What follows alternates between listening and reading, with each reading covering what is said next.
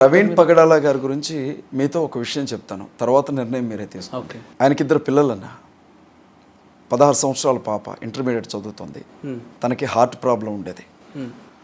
4 సంవత్సరాల ఇంకొక పాప. అమెరికాలో పెద్ద ఇల్లు, స్విమ్మింగ్ పూల్, పెద్ద లైఫ్ అయింది. కాదనుకుని ఇండియాకి వచ్చారు. 2 పిల్లల్ని పెంచుకోవడమే కష్టం. 12 మంది పిల్లల్ని దత్తత తీసుకున్నారు. 12 మంది పిల్లల్లో అమ్మా నాన్న లేని ఆ పిల్లల్ని పెంచి పెద్ద చేశాడు.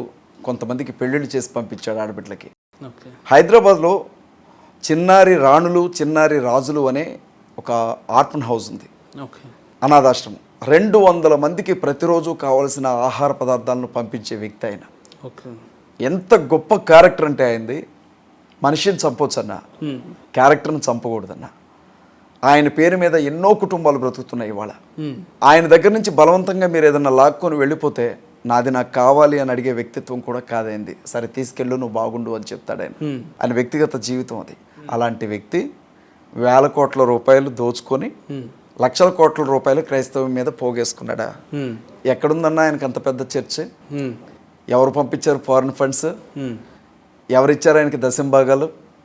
ఆయన దగ్గర తీసుకున్న వాళ్ళు ఎంతమంది అంటే ఇవాళ 100 మంది వచ్చి నిలబడతారు, కానీ ఆయనకి ఇచ్చిన వాళ్ళు ఎంతమంది అంటే కనీసం ఒక్కరిద్దరు కూడా